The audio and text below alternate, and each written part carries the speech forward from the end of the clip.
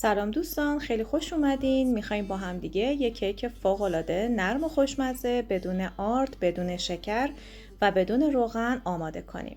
بریم که با هم درستش کنیم. 2 عدد تخم مرغ رو به همراه نوک قاشق چایخوری وانیل داخل ظرف به مدت 1 دقیقه هم میزنیم طوری که از حالت لختگی کاملا خارج بشه. 1 قاشق غذاخوری عسل به موادمون اضافه میکنیم و کمی ترکیب میکنیم تا عسل و تخم مرغ با هم مخلوط بشن. 2 عدد موز بزرگ رو با پشت چنگال میتونید کاملا له کنید و به حالت پوره در بیارید. اگر ورزشکار هستید یا رژیم خاصی رو باید رعایت کنید، پیشنهاد میکنم که این کیک رو حتما امتحانش کنید. بعد از اینکه موزها رو به حالت پوره در آوردیم به موادمون اضافه میکنیم و در حد مخلوط شدن هم میزنیم. موز سرشار از پتاسیم و فیبر هست و یه شیرینی طبیعی داره و به بافت نرم این کیک کمک میکنه.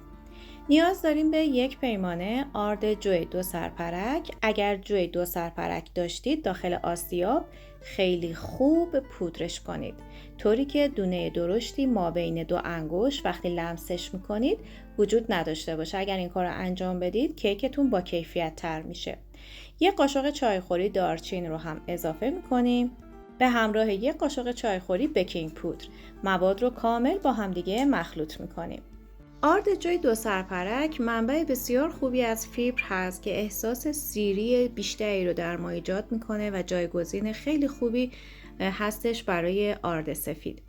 بعد از اینکه موادمون کامل مخلوط شدن ظرف کیکمون رو کاغذ روغنی پهن میکنیم. بهتره که کمی کف ظرفتون رو چرب کنید یا داخل کاغذتون رو کمی با روغن چرب کنید و مواد رو بریزید داخل قالب کیکتون. من از قالب پانکیک استفاده کردم. فر رو از قبل با دمای 180 درجه خوب داغ کردم و بعد قالب رو میذارم داخل فر و به مدت 25 دقیقه اجازه میدم تا کیکم کامل بپزه.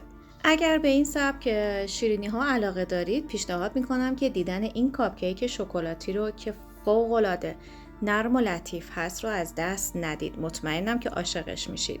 خوشحال میشم که برای من کامنت کنید که از کدوم کشور و کدوم شهر آموزش های من رو میبینید و ممنون میشم که با لایک و کامنت و سابسکرایب از این کانال حمایت کنید. تا یک آموزش دیگه، خدا نگهدار.